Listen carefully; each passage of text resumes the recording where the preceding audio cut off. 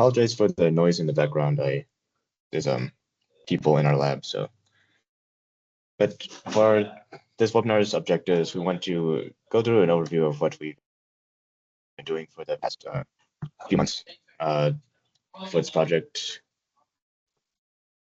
So first of all, we're going to dive into the details and processes of what we've done through Autopilot, through OpenVSP and Mission Planner. And we can cover some of the issues that held us up in the past and show how we solved them, how we did address them. So OpenVSP, an overview of OpenVSP, it's a computational solver typically used for prototyping aircraft. It was designed by NASA. It was developed by NASA a while ago, and it's a pretty useful tool just to change some aspect about your airframe and then figure out what else you could do with it. So some of the general things with OpenVSP is that it's really easy to change individual aircraft parameters. And the solver is also very easy to iterate as well. If I were to pull up VSP right now, I can show you an example. So here we can see that we have our model of Eagle Ray. It's lagging quite a bit, but it's okay. And on general, we can change the tessellation. Tessellation in this case is the amount of fidelity you get in this case is the X direction. So if I were to change this to like something lower, like 33, you'll see that the fidelity of our model changes, becomes a little bit less, which is useful if you're trying to iterate much faster, because this directly affects your mesh density when you're actually trying to solve things. So if you were to decrease your tessellation, especially if you're trying to iterate with something like the panel method, it increases your iteration speed quite a bit. What I've been doing mostly with Eagle Ray is through modifying some of the aspects of the different sections. So Eagle Ray currently has, I believe, 5 sections here for each of the different parts of it. So examples that I could, so for this transition section between the body and the main span, I was able to change some of the aspects like dihedral to make first of all, to smooth out some of the intersections between the body and the main wing, and also to change some of the stability as the behaviors. So for example, if I were to go to our main wing and change this dihedral to maybe like something a bit ridiculous, like 10,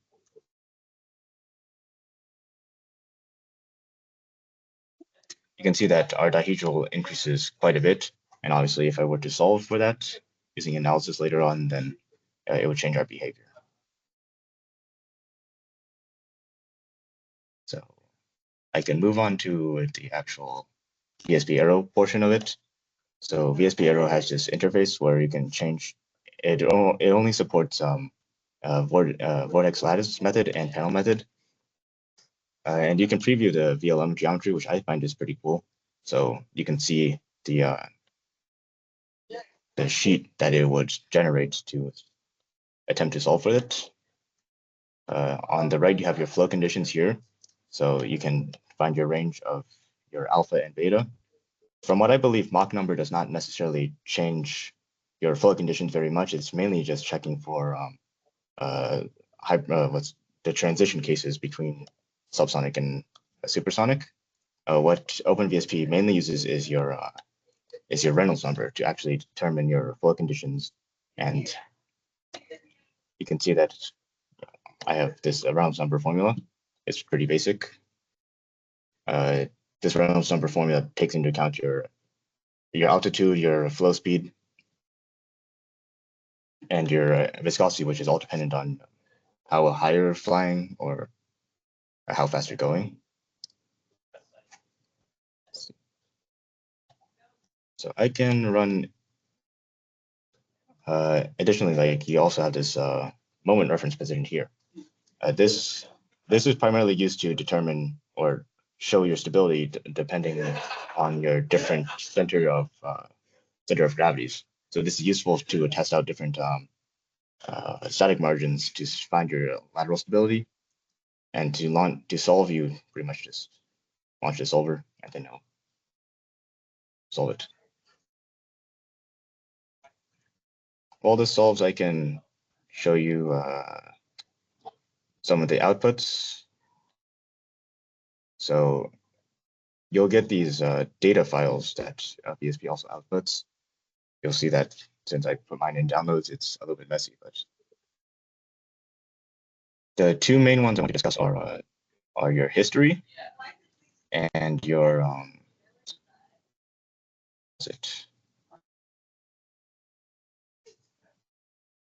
your polar and your history slides. So we can open this in Notepad, and you can see that you get all your polar data for your different coefficients for each iteration of the runs that you have ran. And additionally, if we can find the history,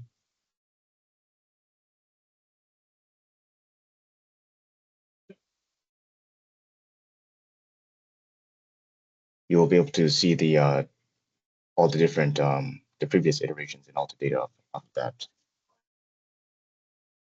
So in this results manager, you can also see all the different different alpha v whatever graphs that you want. So in this case, we can look at alpha v CMY, and we can see that this position is pretty neutral. So we found our center of pressure.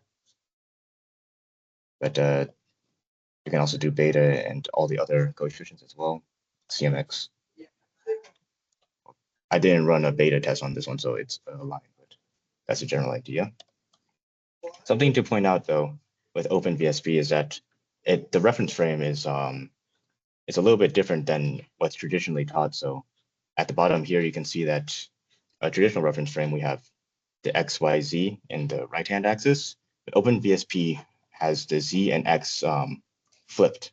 So your stability coefficients or your stability derivatives will be inverted. So in this case, if this was, we can look at our CMX graph, our coefficient is positive, our derivative is positive, which traditionally indicates negative stability, but since our frame is flipped, this is actually stable. So I can move on to Jordan's JSP sim. Okay, let me share.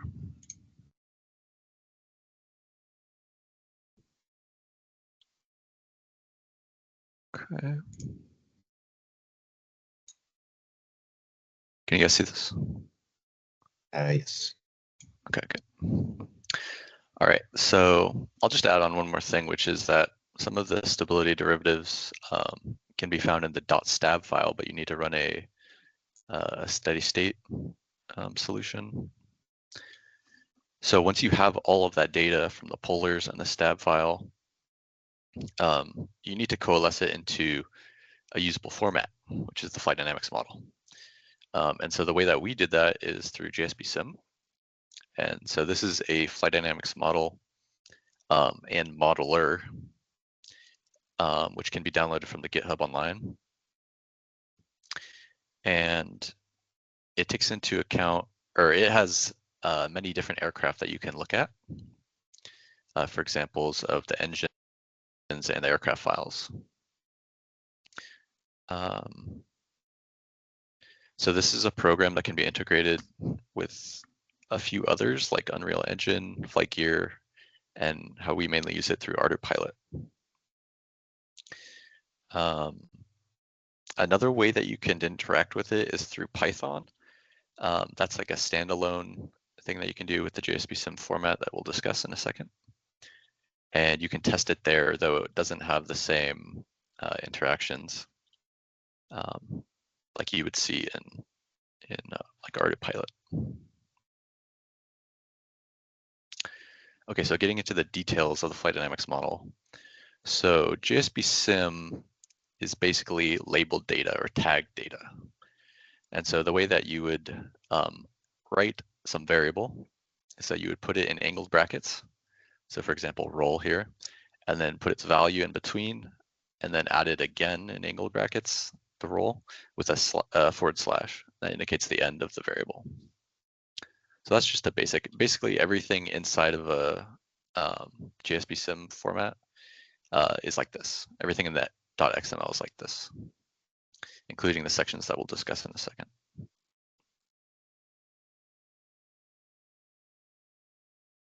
So in order to define our aircraft completely and have it run properly, we need 6 main sections. That's metrics, mass balance, ground reactions, propulsion, flight control, and aerodynamics.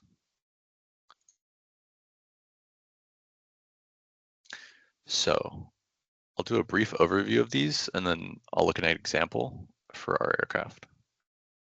So metrics covers basic geometric parameters, chord, span, wing area, volume of tail, those kinds of things. Mass balance is just mass moments of inertia and the center of gravity. Ground reactions is a little more interesting. It includes the wheels and other points on the aircraft that you want to interact with the ground. Like you could add the nose or the tail like we have.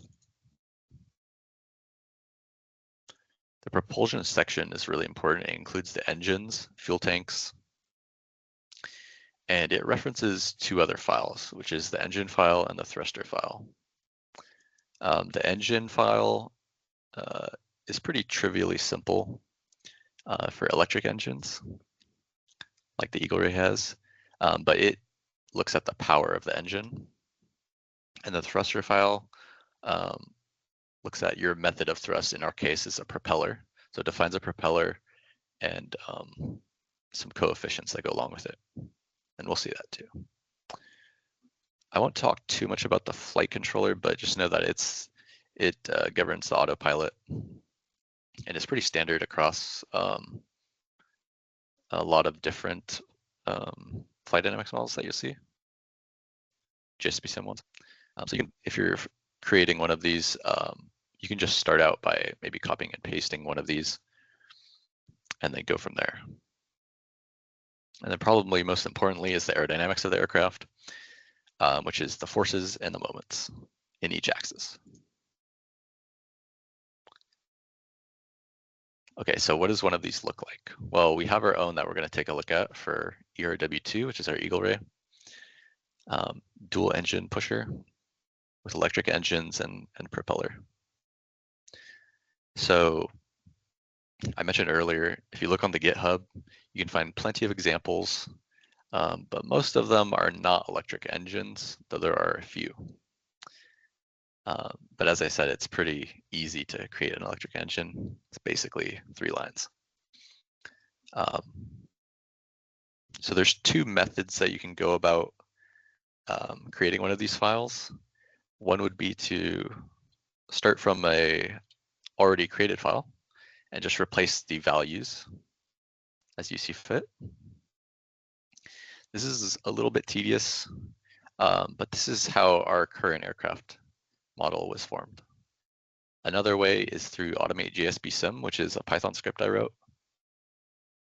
And this accesses OpenVSP through the Python API it has, and it runs it for stability runs and the regular runs that create the polars, collects all that data and places it where it should. So that's another way to do it. If you wanted to like troubleshoot or learn the Python API, this is a good place to start. Okay. So now I'm going to go into the details of our flight dynamics model, as well as the engine and thruster file. So I'm going to skip the file header because that's not really important and go to our first section, which is the metrics. As I mentioned, these are the basic parameters for the aircraft. One thing I didn't mention is that besides naming the variable, you can also have a few arguments within it. like units. A number without units is meaningless for the most part, except for coefficients. So you always need to do this. If you look on the JSP Sim like wiki, you can find all the units available. Okay.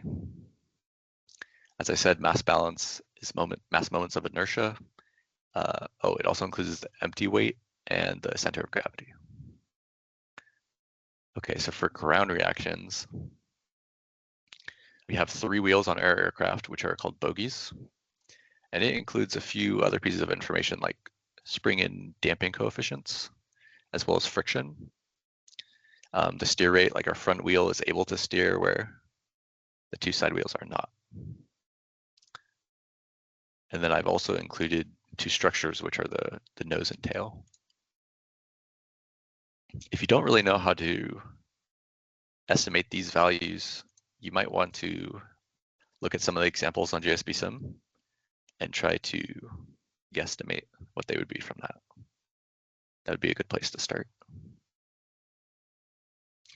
Okay, onto the propulsion section.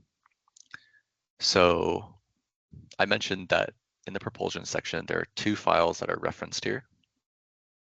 And we do that through the name of the variable in the angled brackets.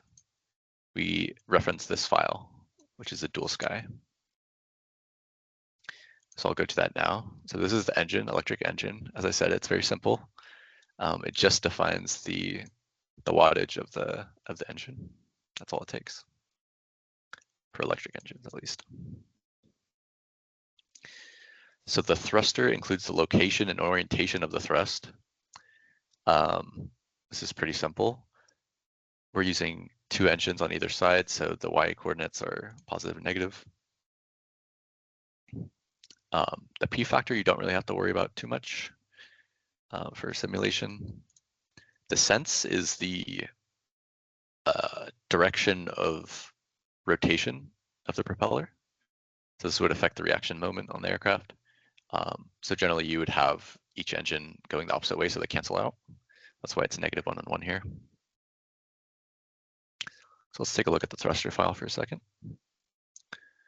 So it defines a propeller, its mass moment, its diameter, a few other variables. And if you take a look at JSP Sim Wiki, you'll find all the variables that can be defined. So this is not like the exclusive list here. And then there are 2 pieces that absolutely need to be included, which are the coefficient of thrust here and coefficient of power. So I didn't really talk about this, but one way that you can include data is by using a table. This is a lookup table. So it uses an independent variable and then the dependent variable in the second column. This is a 1D lookup table. You can also use 2D lookup tables for more fidelity. Okay, so that about covers the propulsion. This is the flight controller. Not much to say here. I'll kind of skip this and go to the aerodynamics. So aerodynamics covers the forces and moments in all 3 axes.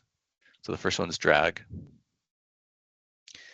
I'm not going to go into detail on each coefficient or anything, but I just wanted to note that the variables that we did use lookup tables for were the drag and how it changed with alpha, and how the drag changes with beta, and then how lift changes with alpha.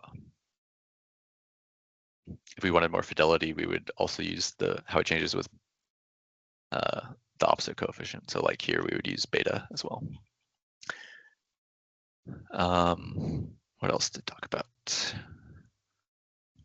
So each axis is defined here, like side, lift, drag. So those are the 3 forces. And I guess I'll talk a little bit about the functions here for actually calculating. So it's calculating an actual force, but what you'll get out of the data is a coefficient. So you need to use the equation for that, which is just generally the dynamic pressure times some reference area times the coefficient. So that's what it's doing here. It's a product, which is a multiplier. It's multiplying all of these. So it's taking dynamic pressure, the reference area, beta, and then the derivative. Okay. And in case it's kind of unclear, the derivative is always called a value in this file. It doesn't really have a specific name. But yeah, that just about covers everything in here. So after creating that, you'll have your flight dynamics model, but then you need to simulate it, right? So I mentioned that you could use Python with JSP Sim. It's one method. But how we do it is through Autopilot. So it's an autopilot system, and it allows for simulation. It includes many convenient features for use.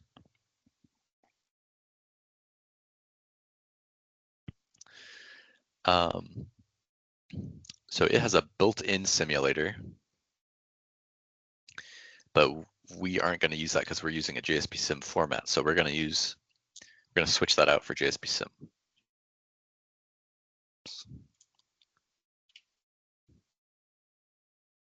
So this is how Autopilot communicates, which is through ports. And you can switch out some of these because it's communicating data. So of note here is it's using MAV proxy for telemetry. And it has a MAV proxy ground control station by default. But we generally switch that out for Mission Planner. I'll show both though. And then for flight dynamics model over here, it has its built-in. But we're going to use JSP Sim. Okay. Let's see. All right, so assuming that you have everything set up correctly, you'll be running Autopilot on Linux on your computer. So the first thing that absolutely needs to be done is having the virtual environment set up properly. I have a profile that automatically does that ahead of time whenever I open Linux. So first you need to get into the Autopilot directory, and Autopilot says that the best way to do it is to go into the vehicle directory. So let me go back to presentation. So what we're writing here in Linux is, in the terminal, is this command.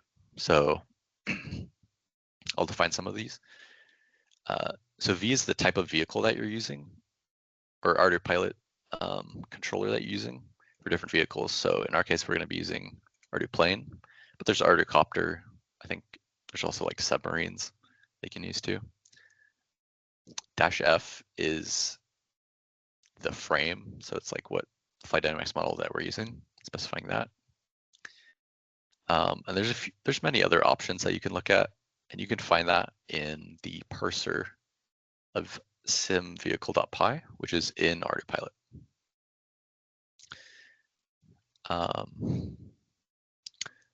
So yeah, let's get one of these going. So I'm changing directly to Autoplane, which is recommended by Autopilot.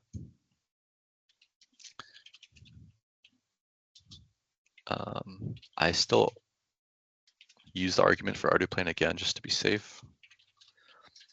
And then I define our aircraft. So this is all that's needed to actually simulate.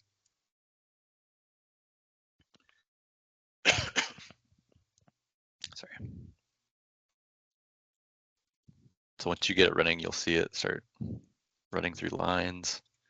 And then Autoplane's going to pop up, tell you that you ground shim correctly. That's a good indication that everything's running the way it should be. But if you just did this, nothing's actually really happening. Like, you're not able to see visualization, and it's not easy to send commands.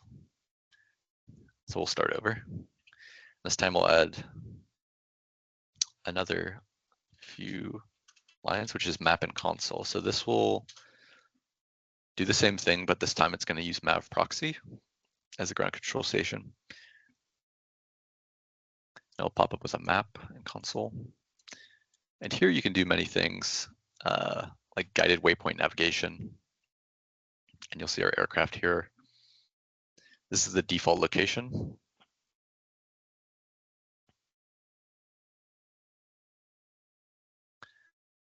Okay.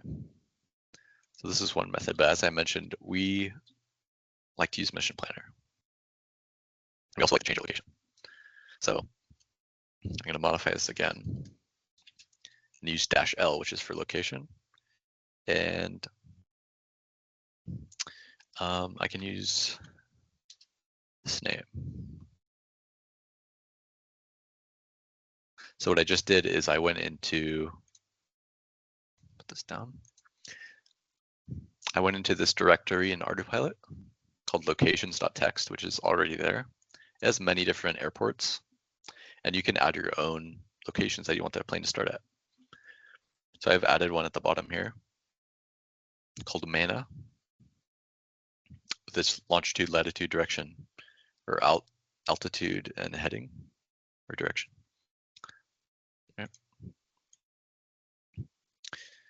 So when I ran it here, well, I can just show it really quickly. If I open a different ground control station mission planner, it'll pop up.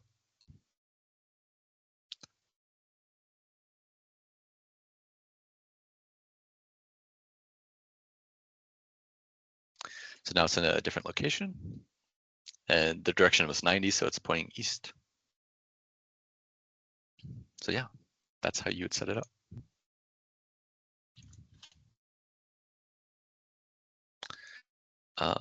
Yeah, once again, if you want to see all the options, look at the parser. There's also like a help argument you can run. Okay, so one big issue we ran into when doing this, the hull is up for a long time, was using two engines and getting them both to work. So the basic plane that you run in Autopilot is only built for one engine. So it'll only set one of the engines running. It'll only send commands to one engine. So in order to fix this, you need to add some more lines to the code. I've documented all this and the guide is available, but we're going to cover it as well here. So there's two main files, which is a C++ file and a parameter file. We'll take a look at them now.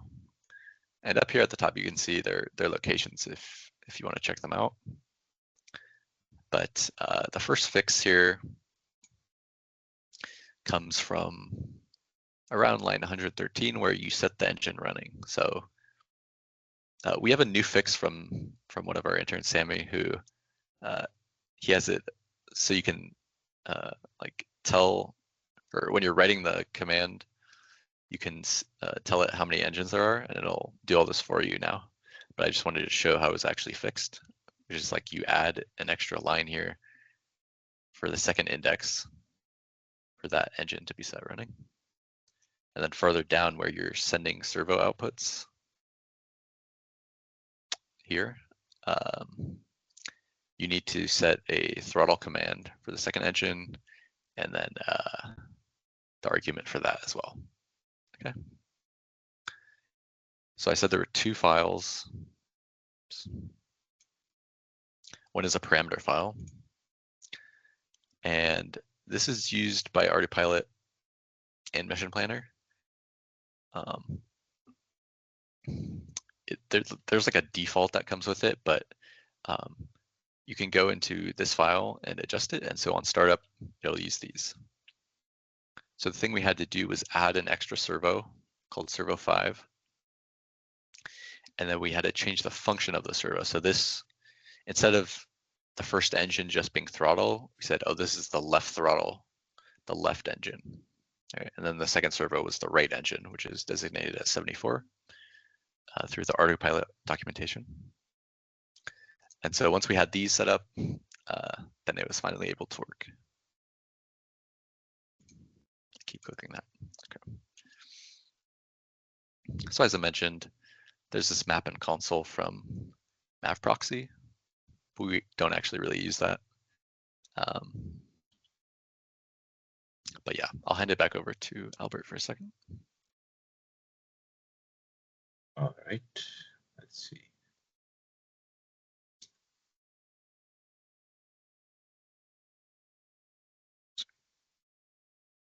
So Mission Planner itself, it's just another ground control station. It is a flight path planner, and it pairs with autopilot and your flight dynamics model to be sort of a control system for, in our case, it's a plane, but it can be used for drones and helicopters as well.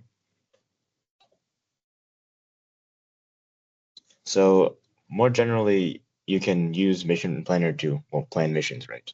It uses these things called waypoints, so these points, and I'll show you how to use that later on.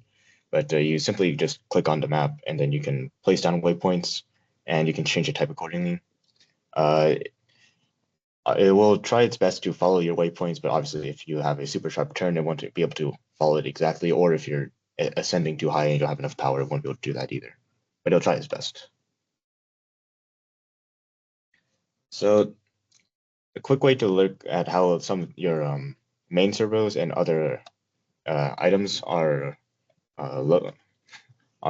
set as is you can go into setup, and I'll also show this as well. But you can go into setup, and then into managerial hardware. You'll see your server outputs and all your different values for the use. And you can also tune your items more specifically. So you can see on the screenshot that you have more of your, a lot of this is through PID. So you can change your roll, pitch, yaw, and also your energy of landing and flight through a TECS and all the other values as well.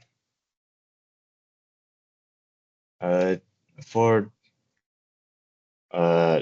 to see how like the servos are actually aligned and stuff, you can go into well, I'm pretty sure this is the same as the previous one, but you should be able to go into your server outputs, and then you can see what you have. Things that might have gotten messed up, and obviously, like once you actually start running the file, you can also check your data through tuning, and you can use this to verify whether or not your servo is actually firing or not, or activating or not. This was useful when we were trying to check if we had our dual engines working or if it's just single engine. And obviously, once we get our flight data, me, Jordan, and Hod forced our airplane into different periodic modes that our aircraft was able to go into. And using the data from that, we were able to find our some of the important values, such as our damping ratio, our natural and damped frequencies, graphically by showing our logs.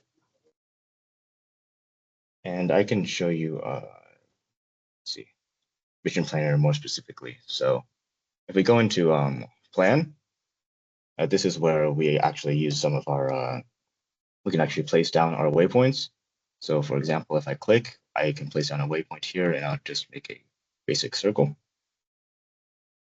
So you can see that these waypoints are numbered from 1 to 3, 1 to 6. From 1, I can set this to be takeoff, and then here you can set pitch angle, but most of the time altitude can imply some angle. So it's default set to 100, and we can keep it that way. If we really want, we can change our altitude for these different waypoints as well. And you can go more specific by changing these latitude and longitude values to be instead of just clicking them if you really wanted to. And so if I put another waypoint here to be landing, so land.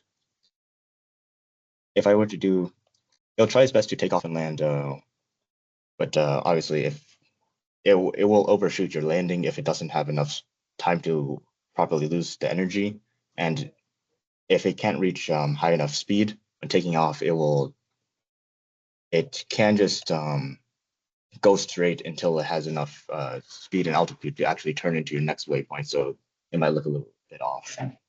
And to actually activate this, you just write, and then you can go to your data, go into actions, and I like to click restart mission just to make sure that it's a clean slate.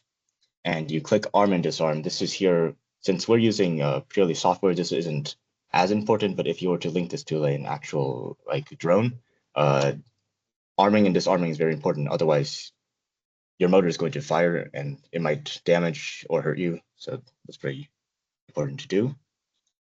Then we can set our mode to auto, and this will run through our flight path. And you can see right now that it's trying its best to go forward. However, well, go to next waypoint. However, it's since we did a takeoff, it needs to reach its altitude first, and then it'll try its best to go to the next waypoint. And you'll see that it is a fairly sharp turn right. So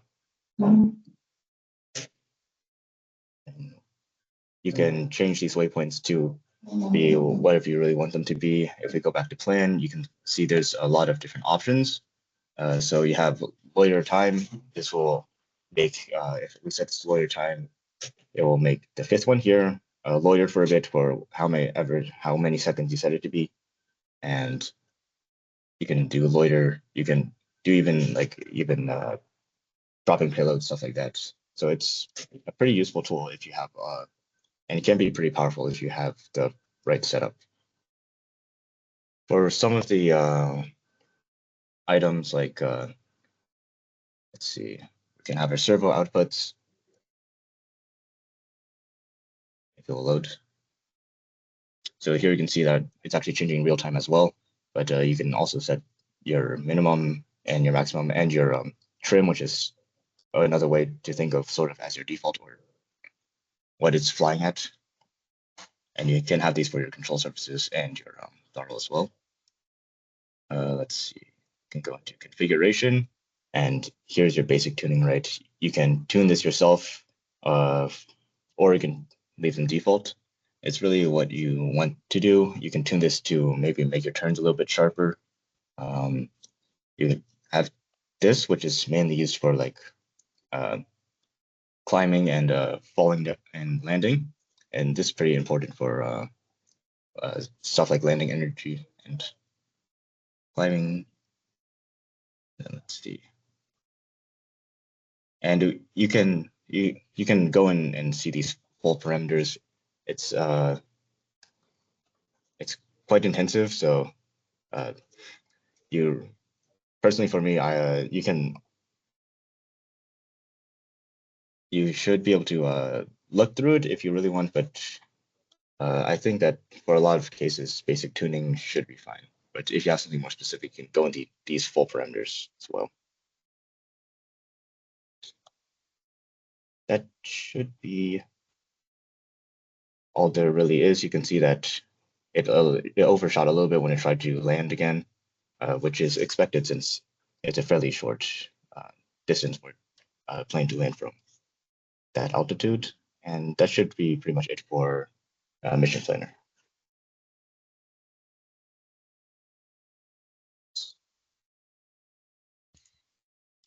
I see a question from Ron here. Ron, were you referring to OpenVSP or the flight dynamics model?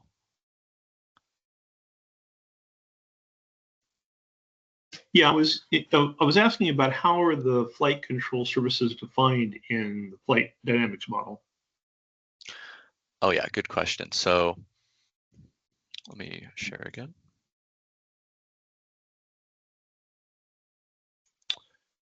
So in the flight dynamics model, down here in the derivatives, for the moment coefficients, I guess, and the forces as well, you have like yaw moment due to rudder.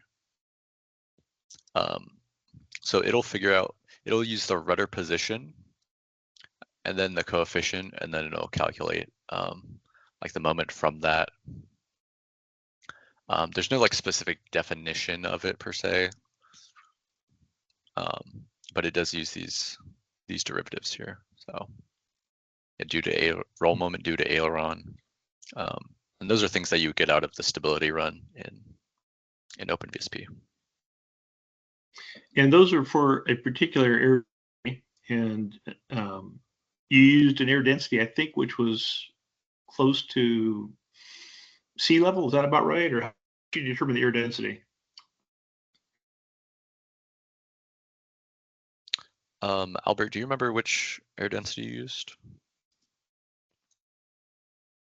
Yes, I believe I calculated that using standard atmosphere. Let's see. We're using sea level or 18,000? I was using 18,000 using the curve. So that may be something we need to check in the paper and make sure the paper reflects that properly. In an ideal world, we would be able to have our flight dynamics model alter these moments coefficients as we change altitude or change air density, and we can't do that. We would probably have two models. We could probably have one for our takeoff and landing at close to sea level, and then probably one for our performance up at 18,000 feet.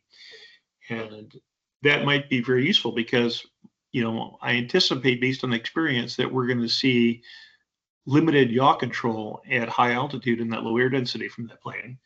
And that's where thrust vectoring is going to be very important for us.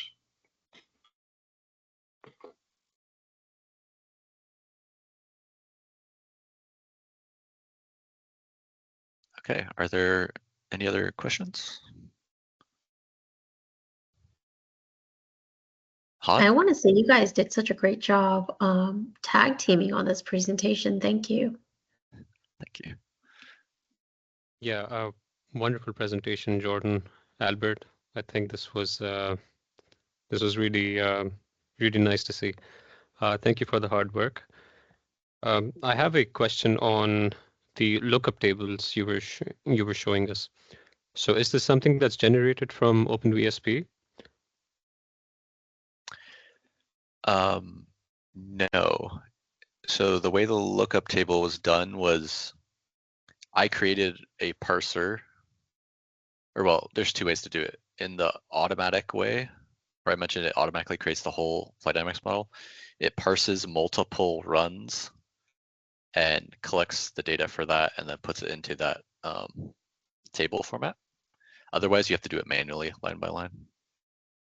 Okay, so what do you mean when you said you could also have a 2D lookup table? So you can define, like, say, coefficient of drag, and how that changes with alpha, right? Okay. Then you can also change it with beta. So you could just use a 2D lookup table that does both. So it looks at each combination of alpha and beta. So then you could also have this for yaw as well. Yes, yeah. You might be able to do the altitude change for the coefficients. It would be many, many runs, but it might be possible to do that run. Not sure. Okay, so now that you don't have drag, the coefficient of drag specified in your lookup table, are there any implications to it? Is the flight dynamic model making any assumptions there? Wait, can you repeat that? What do you mean by not having it specified? So since you don't have the coefficient of drag in your lookup table, we do have coefficient of drag. Okay, but it's not with respect to each of the angle of attacks, right? You just have a fixed coefficient of drag, right? We have 1D lookup tables for both. Okay. Actually, but yeah, for like coefficient of lift, we only have for alpha. But go ahead. Okay, yeah, that was my question. So if you just have it for your coefficient of lift and not your coefficient of drag, then is your flight dynamics model making assumptions for your drag? Or is it doing any calculations? I guess the assumption would be that it's not changing with respect to the variable that's not used in the lookup table, which is like all the coefficients that are just single values are assumed to be fixed. So the whole run through. Yep. The whole run through like OpenVSP is kind of assuming like a single steady state condition, like trim cruise, right? So yeah, there's some there's some drawback to doing it like this, where it might not be as representative of how like takeoff and landing would perform. Yep. Makes sense. Thanks.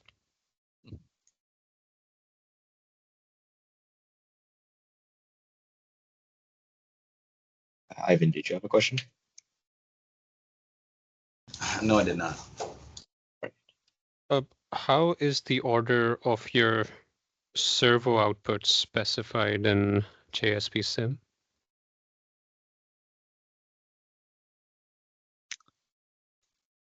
The servo outputs. Let me take a look. In JSP Sim, they're like named, like elevator command or pitch, elevator position, those types of things. So Is it in an order and then it just follows the order? no, they're specifically named variables. Are you talking about the like mission planner parameter file? Yeah. So the mission planner servo output screen we saw, we had aileron, elevator, then we had throttle left, then rudder, and then throttle right. Right. So the normal order is aileron, elevator, throttle, rudder. And so what we did is we just added, we kept that how it initially is, and then added on to servo 5 to make it the right throttle, and then we adjusted servo 3 to be left throttle. Yeah, the reason why I'm asking is if I wanted to keep throttle right on servo 6 for some reason, then how would I go about changing the order in JSP Sim to make it that way? I see. Let me share. I think I can explain this. Okay, so back in the C++ file that I went through, there's a few different controls or servos defined here, and they have different input numbers. So I believe if you wanted 6, you would write like servo 6 equals whatever of that, some F, and then you do input of, if you wanted it on the 6th one, it would be 5. So it'd be something like this. And then down here, you would need to set it and add an extra argument here. Okay, that's good. Thank you. Yeah.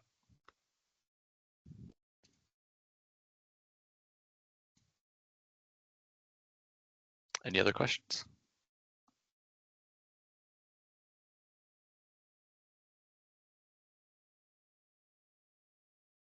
Okay, I think that does it for our webinar then. Thank you all for coming here and watching. And I hope this helps any interns in the future that have trouble or are using us as a guide.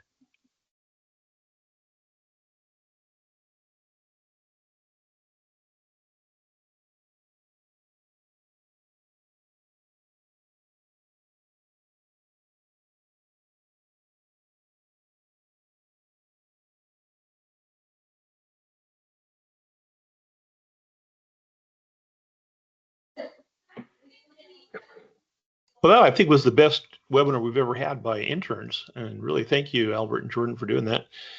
I think here at our house we got a little distraction when our daughter just arrived home about 5 minutes ago, but we really do appreciate that. Yeah.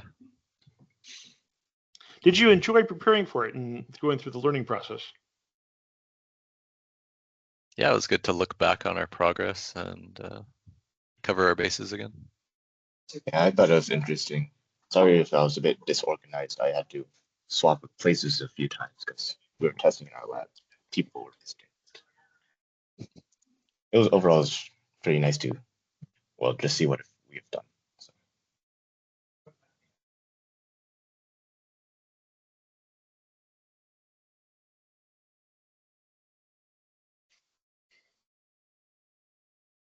Well, I hope everybody could join us on Thursday for our office hour. We didn't get it do a regular team meeting today, and we're going to do a bit of that on Thursday. So look forward to seeing you then if you can join us. And I think Dominic will be back by then. And Ivan, you'll have a chance to check in with Dominic and work on that integrated sensor suite system.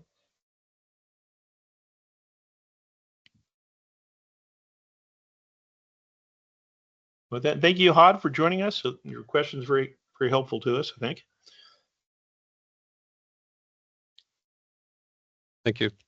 Sorry for being late, though. No. All right.